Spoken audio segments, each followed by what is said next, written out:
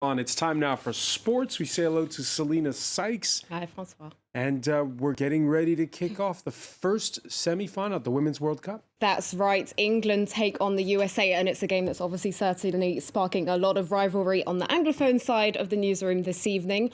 Holders USA go into the game as the favourites. The three-time world champions have dominated in the tournament so far with an ominous 22 goals. Phil Neville's Lionesses are hoping to cross the last hurdle and reach their first ever Women's World Cup final.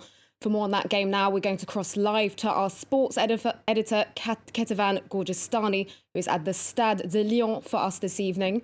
Now, Ketavan, England were a bit under the radar until their quarter-final impressive 3-0 win against Norway. Could they be the sides that finally beats the unstoppable Team USA?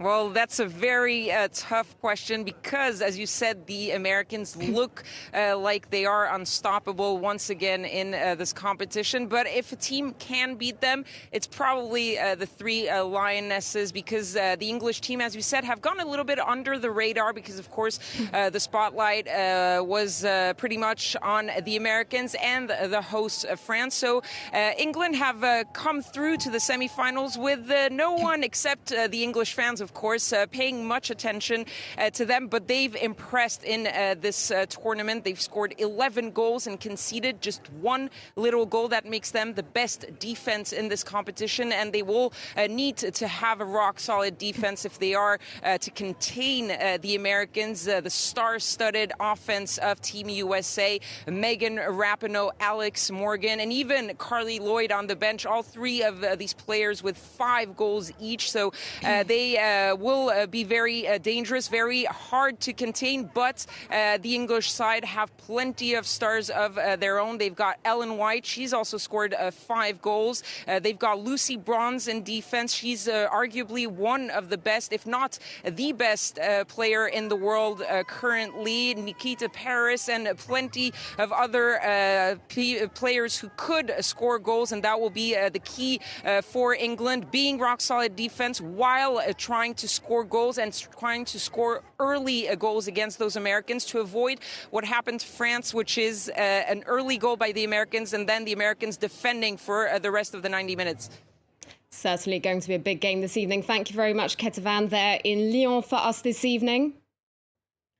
Now, staying with football, the group stages of the Africa Cup of Nations are to be wrapped up tonight with the final group games in Groups E and F.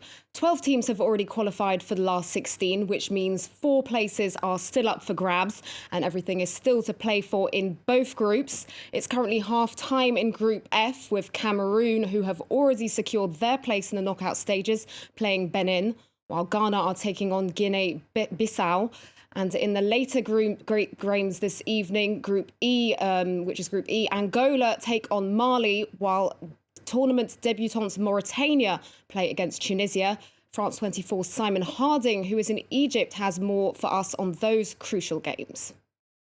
The final group stage games of this 2019 Africa Cup of Nations get underway at 9 o'clock with Group E in action.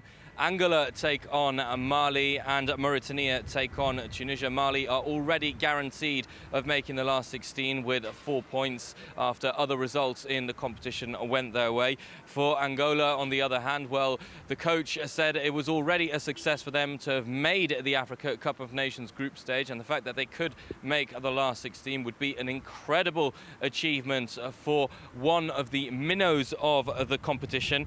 Mauritania face Tunisia in the other game. Both teams can still qualify. Just a point will be needed for Tunisia, whereas Mauritania will have to win. And of course, Mauritania, the newcomers to the Africa Cup of Nations, who are playing in their very first ever tournament, have already scored their first ever point in the competition. So no matter what happens there, they will already be quite happy with the achievement they have had. On the other hand, Tunisia, well, it's a very different story. Alain Giresse' side are one of the favourites of the competition, but they certainly haven't played as the favourites so far. 2 draws, and even if a point will be enough for them to qualify, well, they will certainly be hoping to win that game to send a statement to the other teams in the competition and to show that Tunisia are looking to go far in the competition, and that no one should want to play against Alain Giresse' side.